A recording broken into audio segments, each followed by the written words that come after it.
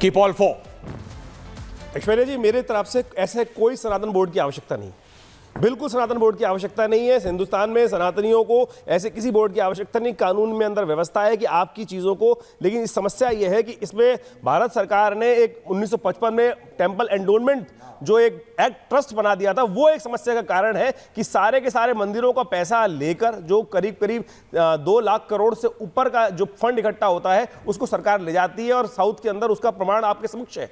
मैं कहूँगा ऐसे किसी बोर्ड की आवश्यकता नहीं है, लेकिन भारत है मांग उठ सकती है, मांग उठ रही है और उसमें उनका एक मत है। लेकिन मेरा मत पर्सनल लेवल ये है कि सनातन बोर्ड की कोई आवश्यकता इस देश के अंदर नहीं है, और ना ही मुस्लिम पर्सनल लॉ बोर्ड की आवश्यकता इस देश में होनी चाहिए। तथाकथित तौर पर जिस प्रकार से इस समाज को विभाजन करने के लिए ये जो शाखाएं बनाई जा रही हैं, ये बिल्कुल नाकाबिले बर्दाश्त है। ऐसी प्रकार की किसी भी चीज की आवश्यकता इस देश में नहीं होनी चाहिए। मेरे को आज, मैं इसीलिए नहीं गया उस सनातन बोर्ड की आज मीटिंग के अंदर, बिल्कुल नहीं गया, ना आवश्यकता बिल्कुल नहीं है। और इस देश के मूर्धन विद्वानों को भी आज बहुत सारे लोग गए हैं, बहुत सारे लोग अलग अलग मुंडे मुंड मतिर भन्ना शास्त्र के अंदर कहा गया है, लेकिन क्या इस देश के अंदर कानून ऐसा नहीं है? कानून है, प्रॉपर्टी है, लेकिन तथाकथित तौर पर राजनीतिक गण जो हैं वो आते हैं और अपनी राजनीति कर जाते हैं और लोगों को बहा के ले जाते हैं। मैं तो कहूंगा कि यहां बैठे हुए आज तमाम लोग भारत की एकता के लिए, इस देश की एकता के लिए इस बात को कहें कि इस देश के संविधान पे हमें भरोसा करना है, संविधान पे विश्वास करना है, और ये मत मतांतर की जो है पंथों के हिसाब से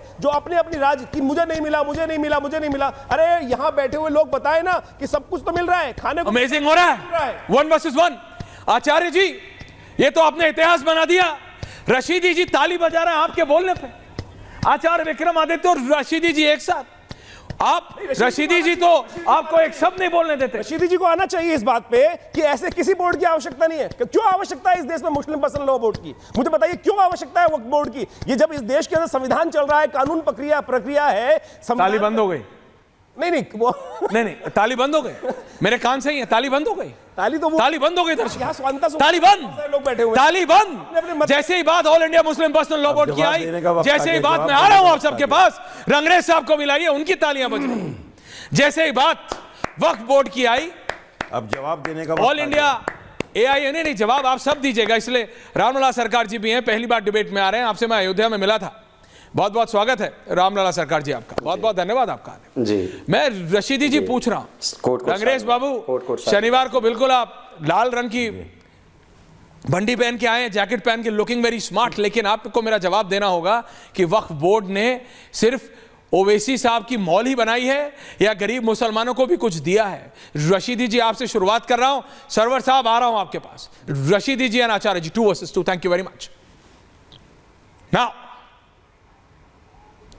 ऐश्वर्या भाई, एक मिसाल मशहूर है कि सोते हुए आदमी को जगाया जा सकता है, लेकिन जो आदमी जागते हुए आंख बंद करके लेट जाए उसको जगाया नहीं जा सकता। आपके साथ वही कहानी हो रही है, आप सब जानते हो। इसके साथ ऐश्वर्या जी के साथ हो रहा है। ऐसा नहीं कि आप जानते नहीं हो, सब जानते हो। सुन लीजिए। वक्फ बोर्ड क्या कर रहा है, बताइए, किन लाइनों पे काम कर रहा है, किस किस की मदद कर रहा है, किस किस की नहीं कर रहा है, ऐश्वर्या जी सब जानते हो आप। आ रहा हूं। नहीं, जवाब आपने बोला किसी ने नहीं टोका। आचार्य जी, ये आदत खराब है। आचार्य जी आपके पास आऊंगा तब आप काउंटर कीजिएगा, एक एक करके, 4 ही लोग हैं बस। Thank you. हाँ बोलिए रशीदी जी, बोलिए, अपनी बात पूरी कीजिए।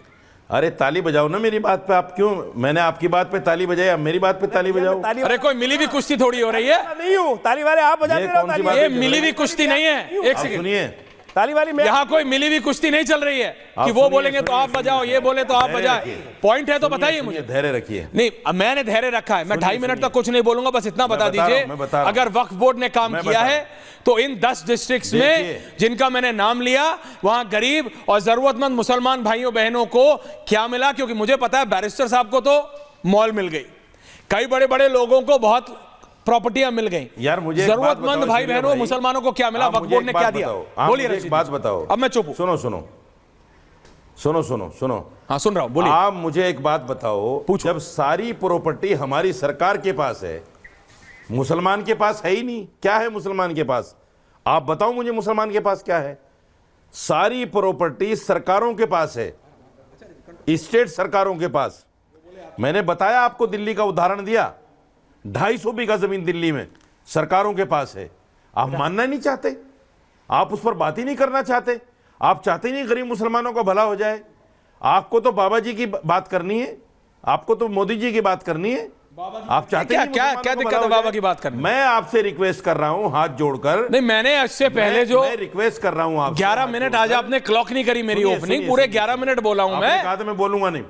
क्यों नहीं बोलोगे, आपने बताओ कहा ना। था मैं बोलूंगा नहीं। वक्फ बोर्ड आपने ने कहा था कितने मैं बोलूंगा जरूरतमंदों नहीं। की मदद की है? सुनिए सुनिए। नहीं नहीं, मैं नहीं सुनूंगा, मुझे बताओ। आप सुन लिया मैंने? अरे सुन तो लीजिए ना। नहीं, कितना चाचा, सुनूं? सुन लीजिए। स्पीच थोड़ी है। मैं बता रहा हूं, सहारनपुर के चौराहे पे थोड़ी खड़े होकर बोल रहे हो कि बोलते मैं रहोगे। आपसे हाथ जोड़ के कह रहा हूं, नहीं, हाथ मेरे जुड़े हैं, आप बड़े हैं। मैं आपसे हाथ जोड़ के कह रहा हूं, मेरी ये 250 बीघा जमीन, हाँ, यहाँ 250 बीघे जमीन मेरी सरकारों से दिलवा दीजिए। अगर मैं कागज प्रेजेंट कर दूं तो दिलवा दीजिए। बस अगर कागज ना हो तो मत दिलवाइए, कोई बात नहीं। अगर कागज दे दूं तो दिलवा दीजिए। क्या बात कर रहा हो आप? नंबर 250 बीघा बहुत होती है। नंबर 1। 250 बीघा बहुत होती है। किसान से मैंने पूछो 250 आचार्य विक्रमादित्य की बात पर इसलिए ताली बजाई, हाँ मैंने आचार्य विक्रमादित्य की बात पर इसलिए ताली बजाई, हाँ, किस लिए? भाई जिसको दावत में नहीं बुलाया जाता ना, वो यही कहता है जी मैं तो गया ही नहीं। आप मेरे स्तर का आप कह रहे हो कि इनको बुलाया नहीं? मेरी सोच मेरे ही पास अलग है इनविटेशन उनसे। आपसे पहले आया था, ये सिर्फ आपको तो दिखाने आया नहीं। ये सिर्फ सोच ही दिखाने अलग के है, लिए दोस्ती आपको मना तो रहे आया हैं। नहीं। नहीं नहीं, दैट्स ओके। सोच ही देखो, अलग है उनसे। ये कोई अंबानी की बोलो शादी नहीं थोड़ी यार है। बीच में। ये कोई आप अंबानी की बीच में शादी बोलो थोड़ी नहीं, थी। देखो। लिसन लिसन, मुझे बोलने दो, मुझे बोलने दो। नहीं नहीं, मैंने आपको बोलने दिया। Now you calm down.